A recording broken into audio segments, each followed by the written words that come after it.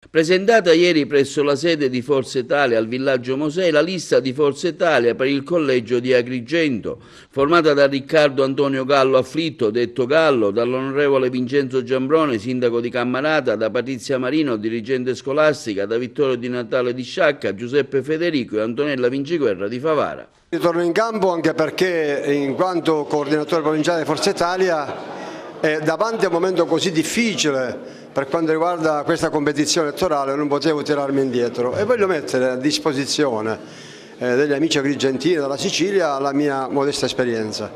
Io spero di poter essere la voce del siciliano e la voce principalmente di quelli che sono andati via.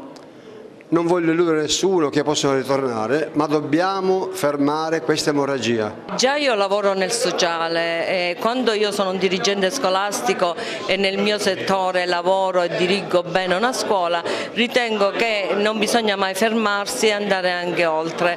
Per me essere a disposizione della gente e essere a disposizione di una provincia di Agrigento è qualcosa che mi potrà portare prossimamente anche soddisfazione.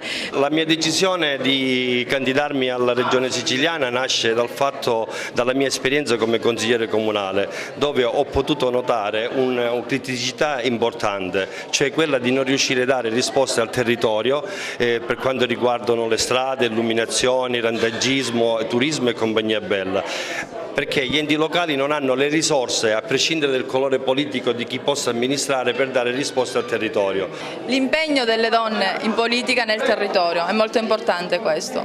La sua esperienza di 5 anni alla Camera ora va anche portata all'Ars. Sì, proprio così. Io sto lasciando la Camera per mettermi a disposizione per i nostri cittadini, per la mia provincia e per essere in contatto più diretto e per essere, ritengo, più utile e più servile con i miei elettori qui nella mia provincia, dove devo ringraziare Gianfranco Micichè che ha attenzionato realmente col cuore la sua venuta qua dicendo che avremo una presenza in giunta regionale dove spero che sia utile per la nostra provincia. Quel che conta è vincere queste elezioni, liberare la Sicilia dal disastro del PD e della sua coalizione, di cui per esempio una delle vittime avrebbe dovuto essere il consorzio universitario, che invece grazie alle nostre battaglie è stato difeso e rimesso in piedi e rilanciato anche sull'offerta formativa.